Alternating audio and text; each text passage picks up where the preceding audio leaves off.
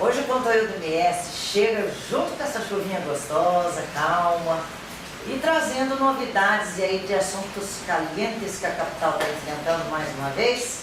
E para isso, o nosso convidado é o Dr. Gervásio Oliveira, vice-presidente da OAB-MS, eu nunca saio. Seccional de Mato Grosso do Sul. Seccional de Mato Grosso do Sul. Boa tarde, Dr. Gervásio. Boa tarde. Agradeço a sua presença aqui, por ter vindo colaborar com as informações aqui para os leitores e telespectadores do conteúdo.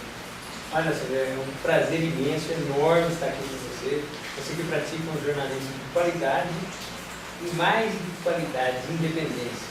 Isso faz com que a sociedade seja efetivamente atingida com as suas informações. É necessário, né, doutor? É necessário que haja essa transparência, essa verdade, não só na imprensa, mas está precisando isso aí no Brasil. Oxalá um dia toda a imprensa, em qualquer extensão da mãe que seja, ela siga seus passos. Amém, né? E falando em verdades, em dificuldades, em necessidades, o convite para o Dr. Gervásio hoje é com relação a essa questão polêmica da substituição nessas duas vagas que o Tribunal de Contas abriu agora e que hoje foi indicado, dois nomes foram indicados pelo governador e esses dois nomes são o PSDB, né, que seria o secretário o secretário Márcio Monteiro e o outro, o deputado estadual Flávio Caiado, que também compõe a bancada tucana. É isso, doutor? Nós soubemos que houve essas indicações de ontem para hoje na Assembleia Legislativa. Exatamente. Houve um debate lá dentro da OAB a respeito disso. Né? Nós tivemos essa informação, inclusive noticiamos. E a primeira pergunta que eu quero fazer para o senhor, porque assim, nós sabemos que existem alguns critérios para se assumir uma cadeira daquela. Né? Além de tempo, de serviço prestado, existe uma coisa chamada conduta ilibada. Isso ainda pertence aos quesitos para se sentar numa cadeira de conselheiro do Tribunal de Contas, doutor Gervásio? Exatamente. Nós iniciamos, através do presidente Consulta, que deixa claro, mais de um mês atrás, iniciamos esse debate na ordem.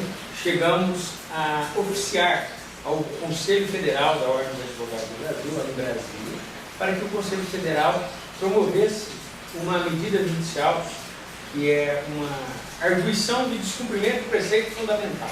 Esse nome grandão aí, esquisito, é através do qual se pleiteia no Supremo Tribunal Federal: olha, Supremo, eu quero que você não deixe esse dispositivo constitucional ser letra morta. Eu quero que você estabeleça que ele tem que ser respeitado dentro desses parâmetros. Dá uma devida interpretação do dispositivo. Pois bem, por quê? Porque a Constituição Federal fala, a Constituição do Estado de Mato Grosso do Sul repete que, para ser conselheiro do Tribunal de Contas, de quaisquer estados, precisa ter mais de 35 anos, menos de 65 anos, moral ilibada, conhecimento profundo, seja na área jurídica, ou contábil, ou econômica, ou financeira, ou da própria administração pública, e em quaisquer dessas áreas, por no mínimo 10 anos. Evidentemente que esses são os requisitos gerais. E esses dois nomes, eles preenchem esses requisitos? Olha, nós tivemos ciência disso pela imprensa, que foram indicados esses dois nomes. A OAB já requisitou. Não foi oficializado ainda para a OAB através da indicação do governo? Não foi oficializado, nem haveria de ser, porque nós não tínhamos então feito nenhum requerimento. Mas o senhor disse que vocês requeriram agora. Isso. Nós requeremos, sabendo dessas notícias que indicaram esses nomes, a Assembleia Legislativa que nos remetesse cópia dos currículos desses indicados.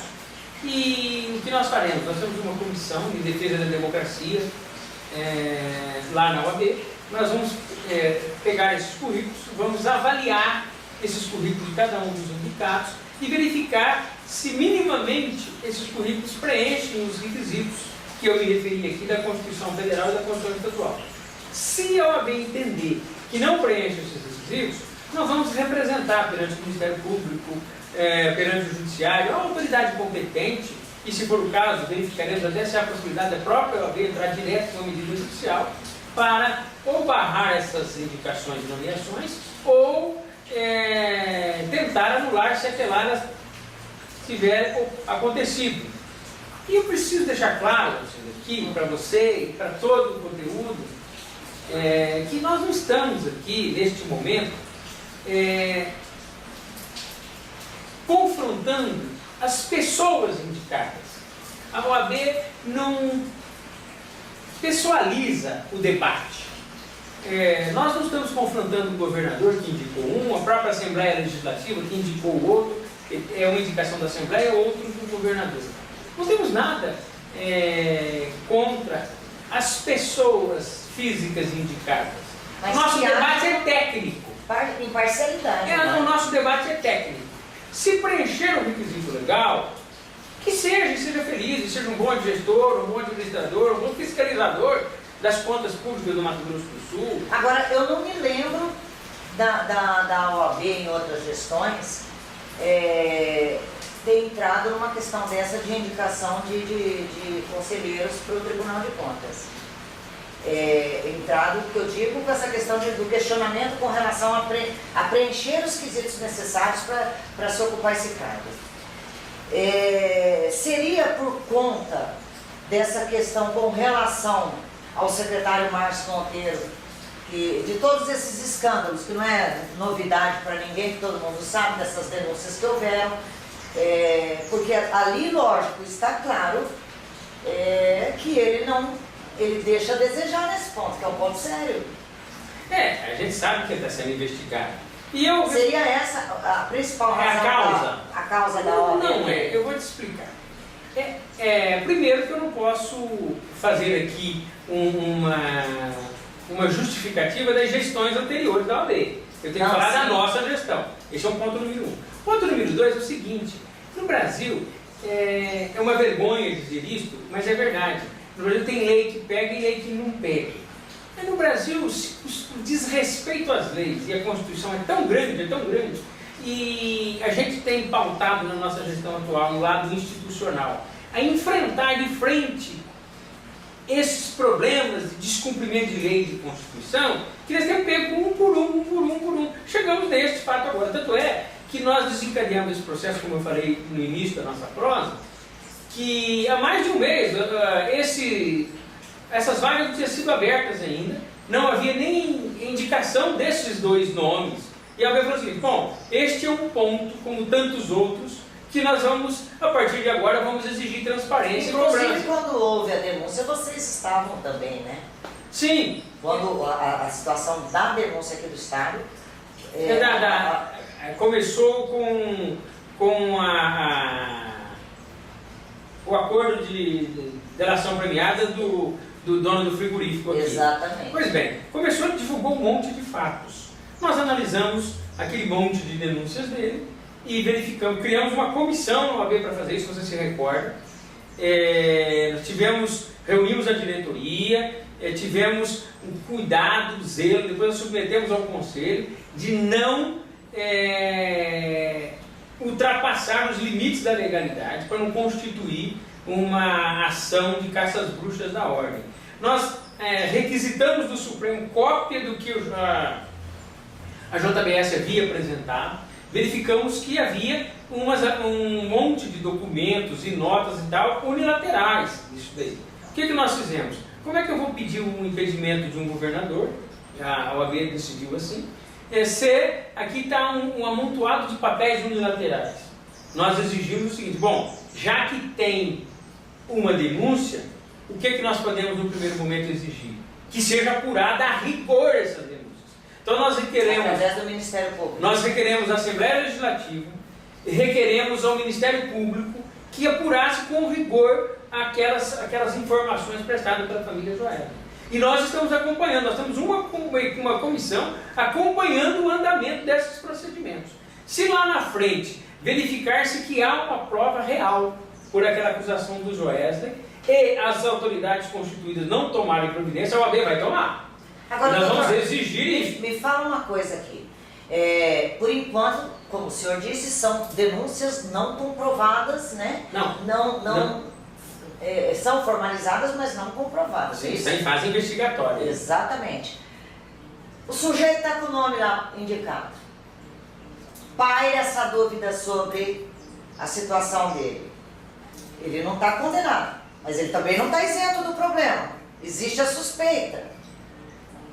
Isso aí, há uma discussão enorme sobre esse assunto e é bom que a população, a sociedade saiba disso. Existe um dispositivo na Constituição que presume-se a inocência do réu até o trânsito em julgado da sentença penal condenatória.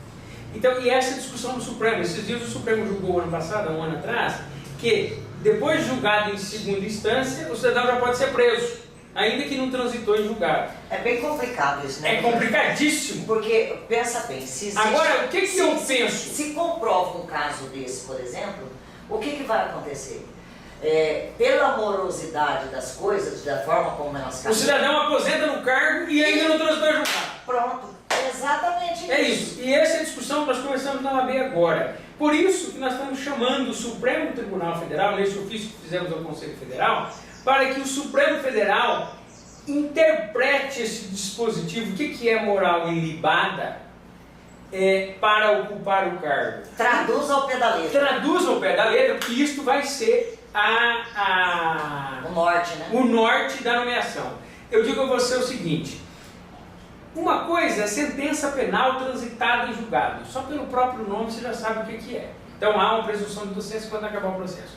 O que é moral ilibada para você, para todo cidadão, senso comum? Ele pode ser de muita cultura ou pouca cultura. Moral ilibada é a pessoa reta, escorreita, que não tem nada que desabone a conduta dele. Então, eu creio que esta frase, essa expressão, ilibada a conduta, ela... Está valendo ouro no Brasil. Ela é mais profunda e a linha é muito mais tênue do que o conceito de inocência até o trânsito julgado da sentença. Você falou que vocês pediram ao pé da letra a explicação sobre o que é a conduta ilibada, é isso? Isso.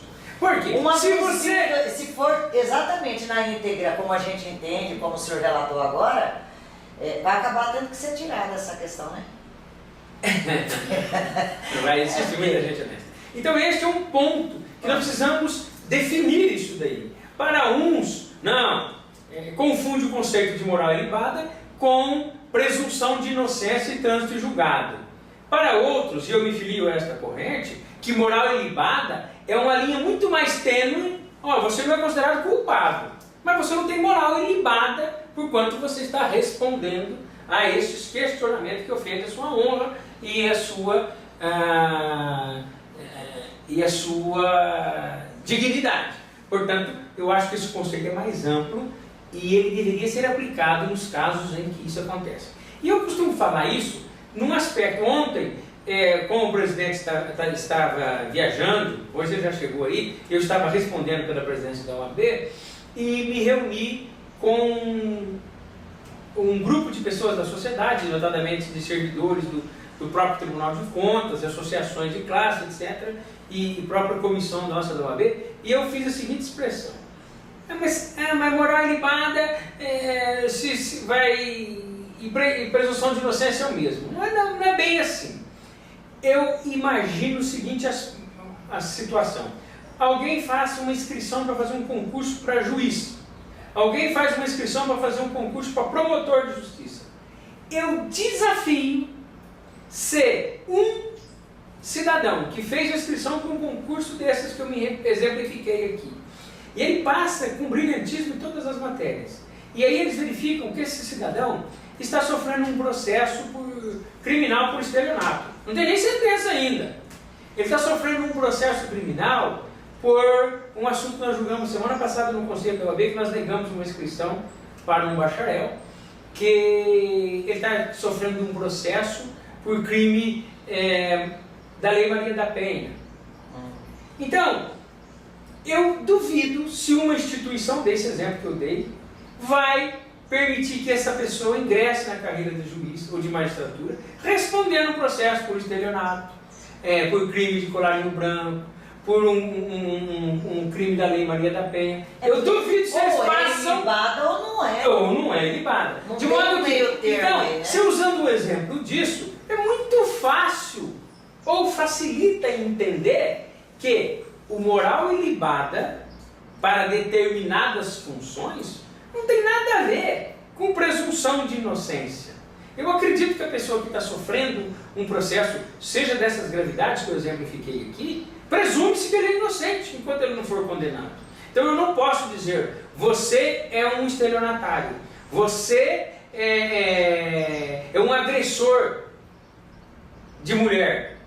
Eu não posso dizer isso, porque ele está respondendo ao processo, ele não teve sentença transitada em julgado. Mas eu posso dizer que ele não tem uma moral ilibada. Exatamente, até porque ele responde até que se prove, né? Exatamente. Doutor Gervásio, para finalizar, um resumo dessa discussão dentro da OAB, juntando com esse pedido que vocês fizeram da explicação sobre a conduta ilibada e com relação a essa questão das indicações, como fica isso no frigir dos ovos? A OAB consegue um parecer, será que a OAB consegue um parecer para que saia antes dessas nomeações? Eu não... Já existe, o senhor sabe se já existe alguma data prevista para essas nomeações? Não, ao que eu li, se for apresentado esses nomes na data de ontem, ele tem um trâmite dentro da Assembleia para ser analisado esses currículos, o preenchimento dos requisitos de acordo com os parâmetros que os parlamentares haverão de apreciar e posteriormente eles serão votados. Esse andamento é de ordem interna da Assembleia que nós podemos nos meter.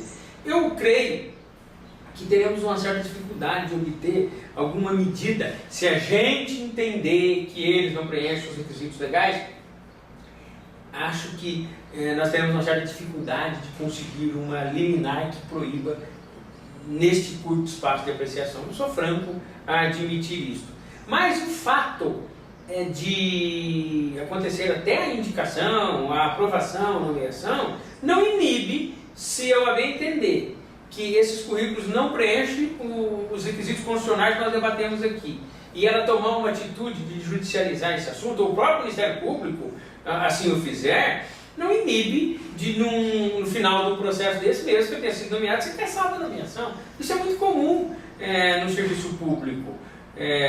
Pode haver, e não há nesse caso aí, como acontece com o governador do estado, o presidente da república, em que ele não pode ser processado no exercício do mandato. No caso desse, doutor, vamos supor, digamos que são nomeados os indicados, porque essa indicação pela legislação compete ao governo do estado fazer e à Assembleia.